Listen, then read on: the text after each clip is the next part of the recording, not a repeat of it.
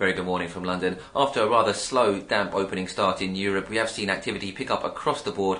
Firstly, in overnight data, the Chinese imports and exports just did dampen sentiment, coming in particularly lower than the previous for the Chinese exports. The imports lower than the expected quite considerably also.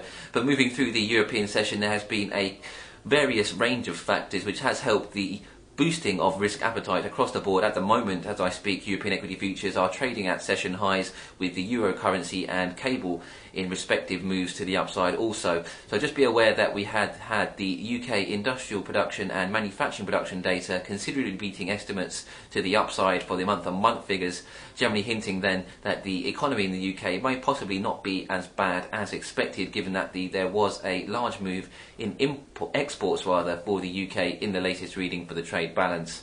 Separately, there's been lots of focus on the German Constitutional Court, which are ruling or hearing arguments against the ESM and the fiscal pact against national law in Germany today.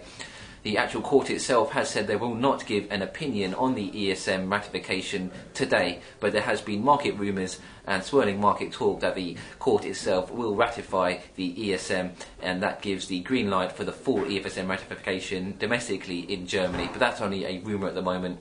Separately to that, following the poor Chinese data overnight, there has been market talk that China will cut their RRR for banks as early as tonight or in the session tomorrow. So this follows the interest rate cuts we saw from China last week, and it could be some further easing from China in response to some further weak data. As a reminder, we do have the Chinese industrial production and real GDP later on during the week, so it could be a preemptive move if indeed the RRR has been cut. Otherwise, keep an eye on peripheral Europe. The Italian 10-year bond yield has moved considerably below the 6% mark to the downside. The Spanish 10-year yield also seeing relief, trading below 6.9%. We've seen considerable tightening in the Italian and Spanish 10-year government bond yield spread over bunds, and that has been driven by some commentary overnight from the Eurogroup.